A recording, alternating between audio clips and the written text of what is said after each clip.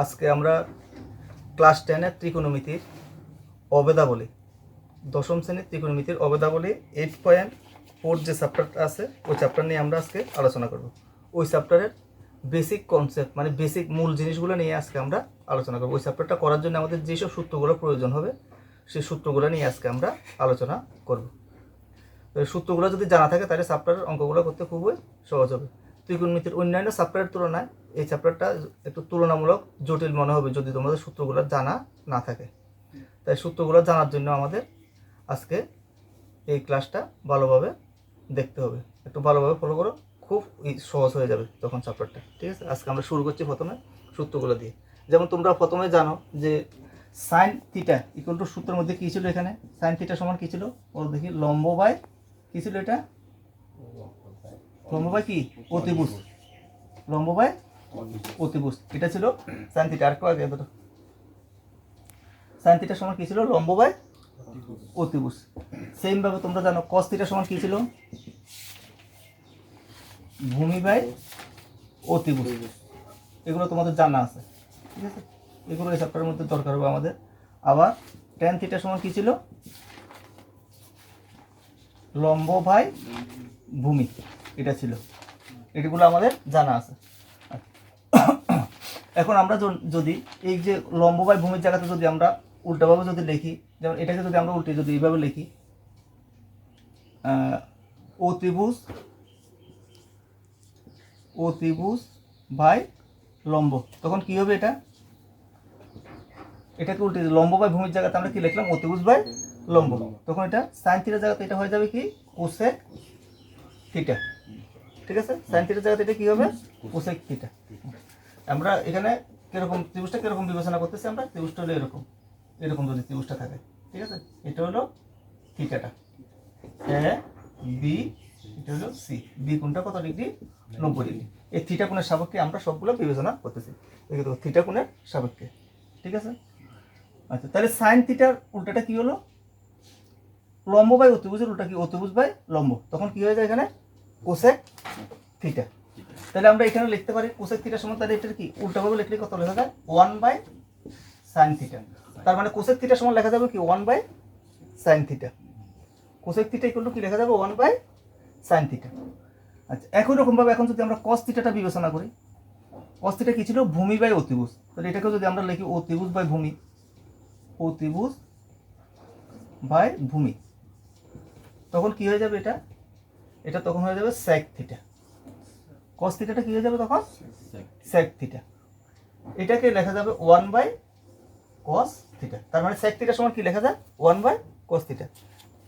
আগে ধরো একটু 1 বাই কস থিটা। ঠিক আছে, আচ্ছা, একই রকমভাবে যদি আমরা লম্ব বাই ভূমির জায়গাতে আমরা যদি এটাকে যদি এরকম লিখি, ভূমি বাই লম্ব, ভূমি বাই লম্ব যদি লিখি, তখন এটাকে কি লেখা যাবে, আগে কি ছিল ট্যান থিটা, এটা তখন হয়ে যায় কি কট থিটা। তার মানে equal to caught theta equal two, তাহলে আবার কি লেখা যায় 1 বাই ট্যান থিটা, এইভাবে লেখা যায়। ঠিক আছে, এখন দেখো এখানে যদি কোণাগুণি যদি আমরা গুণ করি, sine theta into cosec theta, তাহলে কত আসে, 1 আসে। তার মানে আমরা এখান থেকে লিখতে পারি, এই দুইটা থেকে এখানে যদি লিখি cosec theta into sine theta সমান সমান কত হবে, 1, এই যে কোণাগুণি গুণ করলে এখানে।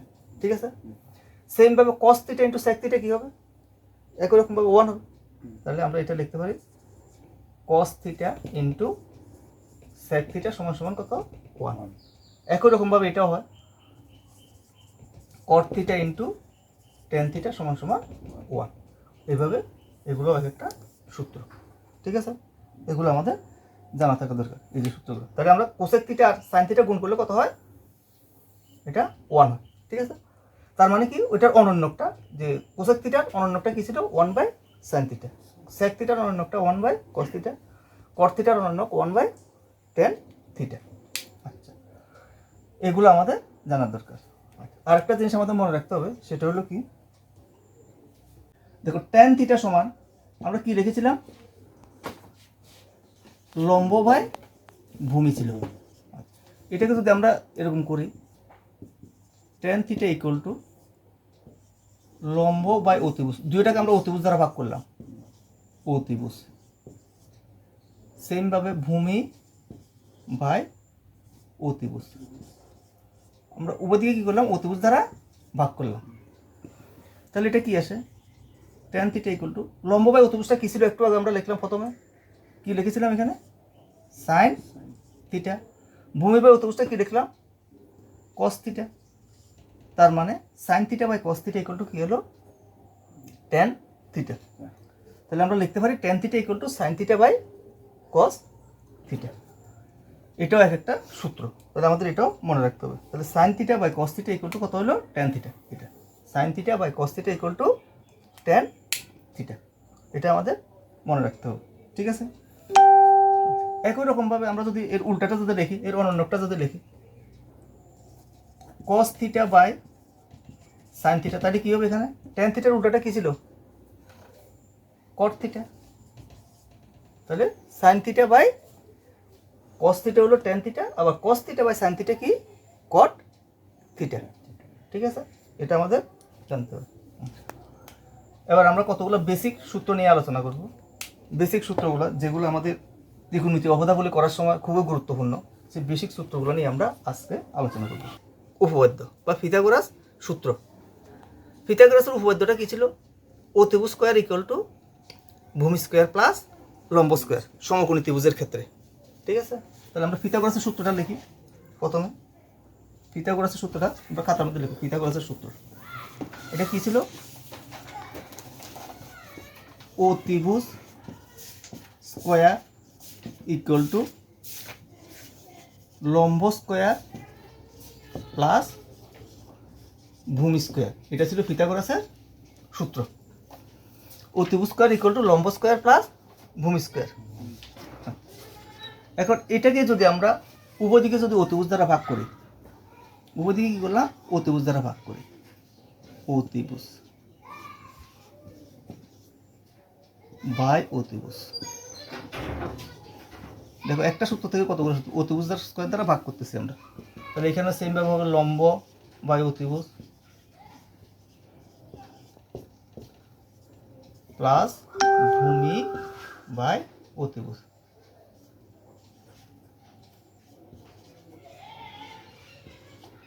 ভূমি বাই অতিভুজ উভয়দিকে ভাগ করলাম। ঠিক আছে, তাহলে অতিভুজ অতিভুজে যদি কাটা যায় তাহলে এখানে কত হয়, 1 হয়। অতিভুজ অতিভুজ কাটা গেলে কত, 1। তারপরে ওয়ান স্কোয়ার যে কথা, 1 একই কথা। আর লম্ব বাই অতিভুজ, এটা সূত্রটা কী ছিল, লম্ব বাই অতিভুজ কী ছিল, একটু আগে আমরা লিখলাম। লম্ব বাই অতিভুজ কী ছিল, সাইন। লম্ব বাই অতিভুজ কী ছিল, সাইন। তাহলে এখানে যেহেতু স্কোয়ার আছে আমরা লিখছি সাইন স্কোয়ার থিটা প্লাস এদিকে কী ছিল, ভূমি বাই অতিভুজ, এটা কী ছিল, কস। তাহলে এটা হলো কস স্কোয়ার থিটা। তার মানে কী হলো এখানে, কস sine square theta plus cos square theta এগুলো কত হলো, 1। ওই একটু আগে আমরা যে সূত্রটা শিখলাম, কী সূত্র শিখেছিলাম আমরা, sine square theta plus cos square theta equal to কত, 1। ওই সূত্রটা আমরা একটু আগে শিখলাম। তাহলে এই সূত্রটা কীভাবে এলো, এখানে পিথাগোরাসের উপপাদ্য থেকে এই সূত্রটা পাওয়া যায়। কী পাওয়া যায়, sign square theta plus cos square theta equal to 1। Sign square theta plus cos square theta equal to 1। এখান থেকে আবার অনেকগুলো সূত্র লেখা যায়। যেমন আমরা যদি এটাকে যদি এদিকে নিই, বা sine square theta equal to 1 minus cos square theta, কসটা এদিকে গেল। তাহলে sine square theta equal to কী হলো এখানে, 1 মাইনাস কস স্কোয়ার থিটা। তাহলে এটাও একটা সূত্র হয়। তাহলে sine square theta equal two লেখা যাবে 1 মাইনাস কস স্কোয়ার থিটা। একই রকমভাবে কস স্কোয়ার থিটা ইকুয়াল টু লেখা যায় 1 মাইনাস কি, সাইন স্কোয়ার থিটা। এটাও লেখা যায় কস square theta equal to 1 minus sine square theta. তাহলে এটাও একটা সূত্র। এগুলো আমাদের বিভিন্ন অঙ্ক করার ক্ষেত্রে, অবধাবলী অঙ্ক করার ক্ষেত্রে এগুলো দরকার হবে। ঠিক আছে, আচ্ছা। তাহলে আমরা একটু আগে কী সূত্র পেলাম, আমরা sine square theta equal to cos, sine square theta plus cos square theta equal to 1। এটাকে কী দ্বারা ভাগ করেছিলাম আমরা, ভূমি দ্বারা, ভূমি না সরি অতিভুজ দ্বারা ভাগ করেছিলাম। এখন অতিভুজ দ্বারা ভাগ না করে এখন যদি ভূমি দ্বারা ভাগ করে কি আসে, ভূমি পারলে যে কোনো একটা দ্বারা ভাগ করতে পারে। এবার ভূমি দ্বারা ভাগ করতে, তাহলে আমরা লিখতে পারি অতিভুজ বাই ভূমি, ভূমি দ্বারা ভাগ করতেছি 4 স্কোয়ার, ভূমি স্কোয়ার দ্বারা ভাগ করলাম। লম্ব বাই ভূমি 4 স্কোয়ার প্লাস ভূমি বাই ভূমি হোল স্কোয়ার। তাহলে এখানে অতিভুজ বাই ভূমি সূত্রটা কী ছিল? অতিভুজ বাই ভূমি মনে আছে নি? অতিভুজ বাই ভূমি কী ছিল এখানে? অতিভুজ বাই ভূমি আসছিল কস, কী ছিল এটা? সরি কস না, ওই ভূমি বাই অতিভুজ ছিল কস, তাহলে এটা ছিল হলো সেক। অতিভুজ বাই ভূমি এটা কী ছিল? সেক, তাহলে এটা হবে কি সেক স্কোয়ার থিটা। অতিভুজ বাই ভূমি সমান কী ছিল? সেক স্কোয়ার, কী কারণ লিখছি এখানে স্কোয়ার আছে, তাহলে sec square theta equal to লম্ব বাই ভূমি এটা কী ছিল? টেন, এটা কী ছিল? টেন, তাহলে এটা হবে টেন স্কোয়ার থিটা। লম্ব বাই ভূমি ছিল কি? টেন, তাহলে টেন স্কোয়ার থিটা। ভূমি বাই ভূমি কাটাকাটি করলে কত হয়? 1, তাহলে এখানে কী হলো? Sec square theta equal to 1 plus tan square theta. এটাও একটা সূত্র ছিল, আমরা কী পেয়েছিলাম এখানে? 1 plus tan square theta equal to sec square theta. তাহলে এটাকে সাজিয়ে লিখতে কী হয়? 1 plus tan square theta equal to sec square theta. এই সূত্রটাও আমরা একটু আগে শিখেছিলাম, ঠিক আছে? তাহলে এটা কীভাবে হলো? এইখানে আমরা উভয়দিকে কী করলাম? আমরা ভূমি দ্বারা ভাগ করলাম, তাহলে কি 1 plus tan square theta equal to sec square theta. বা এখান থেকে লেখা যায় আবার, যদি আমরা এটাকে যদি সাজিয়ে লিখি, কী লেখা যায় এখান থেকে? এভাবে লেখা যায় যে 1 সমান সমান sec square theta minus tan square theta, এটাকে দিয়ে নিলে তাহলে sec square theta minus tan square theta equal to কত হলো এখানে? 1। এটাও আমাদের মাঝে মধ্যে দরকার হয়। Sec square theta minus tan square theta equal to 1। অথবা যদি আমরা এটাকে এদিকে আনি, কী দ্বারা এখানে এটাকে আরেকটু গুছিয়ে যদি সুন্দরভাবে লিখি আমরা, 1 মাইনাস সেক স্কোয়ার থিটাকে যদি এদিকে আনি, sec square theta equal to minus tan square theta. বা এটাকে সাজিয়ে লিখতে কী হয়? Sec square theta minus 1 equal to tan square theta, উভয় দিকে মাইনাস দ্বারা গুণ করলাম, কেমন? তাহলে সেক স্কোয়ার থিটা মাইনাস, এই যে এটাও একটা সূত্র, এটাও একটা সূত্র, sec square theta minus 1 equal to tan square theta. Sec square theta minus 1 equal to কী হলো? Tan square theta. এটা একটা সূত্র, ঠিক আছে? তাহলে এই সূত্রগুলো আমাদের দরকার, ঠিক আছে? করছি ভূমি দ্বারা শুরু করি। এবার আমরা যদি যে পিথাগোরাসের উপপাদ্যটাকে যদি আমরা লম্ব দ্বারা ভাগ করি, তাহলে কি আসে দেখো? লম্ব দ্বারা যদি ভাগ করি, লম্ব বাই অতিভুজ, সরি লম্ব বাই অতিভুজ না, অতিভুজ বাই লম্ব হবে এখানে, অতিভুজ বাই লম্ব হোল স্কোয়ার। তার মানে কি লম্ব দ্বারা ভাগ করছে উপর দিকে, কেমন? লম্ব বাই, তাহলে এখানে কি হবে? লম্ব হবে, দুই জায়গাতে লম্ব, ভূমি বাই লম্ব হোল স্কোয়ার। তাই দেখো অতিভুজ বাই লম্ব সূত্রটা কি আছিল? মনে আছে না এখানে? অতিভুজ বাই লম্ব, অতিভুজ বাই লম্ব কি ছিল? Cosec, cosec square theta. অতিভুজ বাই লম্ব কি ছিল? কোসেক। আর লম্ব বাই লম্ব এটা কাটাকাটি করলে কত হয়? 1 হয়। লম্ব লম্ব কাটাকাটি করলে কত হয়? 1। আর ভূমি বাই লম্বটা কি ছিল? কট, কট স্কোয়ার থিটা।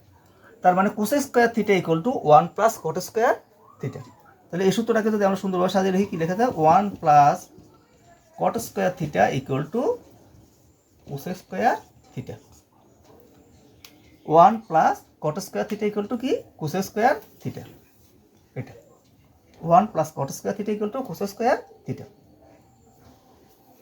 বা এটাকে যদি আমরা এরকম লিখি, কোসেক স্কোয়ার থিটা, এই যে কোসেক স্কোয়ার থিটা কটটা এদিকে নিয়ে আসলাম, minus cot square theta equal to কত হয়? 1। তার মানে cosec square theta minus cot square theta equal to 1। এটাও আমাদের দরকার ত্রিকোণমিতি অবদাবলীর মধ্যে। Cosec square theta minus cot square theta equal to 1, এটা আমাদের জানতে হবে। আচ্ছা, এরপরে যদি আমরা এটাকে আবার এভাবে লিখি, 1 মাইনাস এটা তো লিখলাম,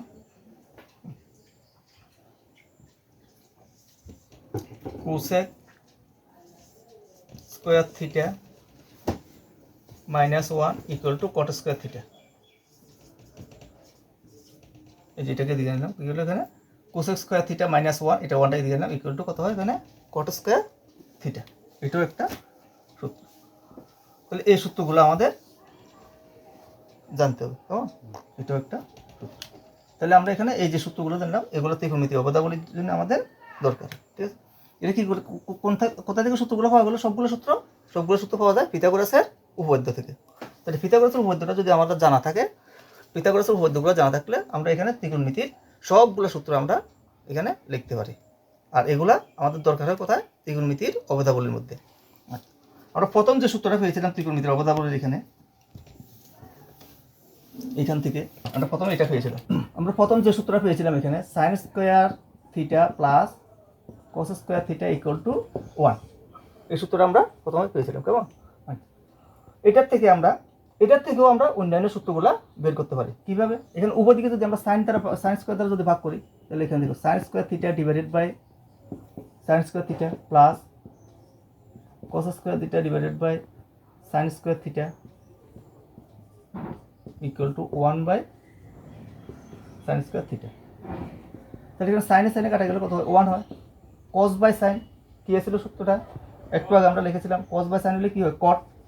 তাহলে কট স্কোয়ার থিটা। 1 বাই সাইনটা কি ছিল? সাইনটা কার অন্য ছিল? কোসেকের, কোসেক স্কোয়ার থিটা। তার মানে 1 plus cot square theta equal to cosec square theta.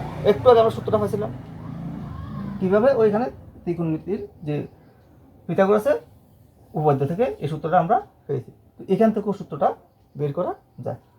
এবার এটাকে যদি আমরা সাইন দ্বারা ভাগ না করে যদি আমরা কস দ্বারা ভাগ করি, তাহলে কি আসে দেখো এখানে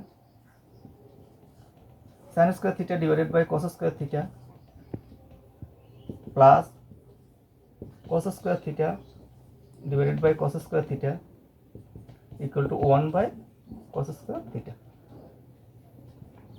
তাহলে এখান থেকে সাইন বাই কস এটা কি হয়? Tan square theta plus 1 equal to 1 by cos এটা হয় সেক স্কোয়ার থিটা। তার মানে কি হলো? এখানে tan square theta plus 1 equal to sec square theta. তাহলে এটাও একটা সূত্র, এটাও আমরা একটু আগে পেয়েছিলাম। তাহলে এটা এখান থেকেও পাওয়া যায়। এটাকে বলা হয় ফান্ডামেন্টাল ল। ঠিক আছে? ত্রিকোণমিতির মৌলিক উপপাদ্য। এই ত্রিকোণমিতির মৌলিক উপপাদ্য থেকেও আমরা বাকি সূত্রগুলো পেতে পারি। তাই একটা সূত্র যদি আমাদের জানা থাকে, এই সূত্রটা যদি আমাদের জানা থাকে, তাহলে আমরা সবগুলো সূত্র এখান থেকে পেতে পারি। ঠিক আছে? তাহলে আজকে আমরা যে সূত্রগুলো শিখলাম, এই সূত্রগুলো যদি আমরা ভালোভাবে মনে রাখতে পারি, তাহলে আমরা ত্রিকোণমিতির অবদাবলী যে চ্যাপ্টারটা আছে, চ্যাপ্টারটা খুব সহজভাবে করতে পারবো। তাই এই কারণে তোমরা এগুলো খুব মনোযোগ দিয়ে করবে। নেক্সট ডেটে আমরা ত্রিকোণমিতির অবদাবলী 8.4 যে চ্যাপ্টার আছে, ওই চ্যাপ্টারের অঙ্কগুলো আমরা করব।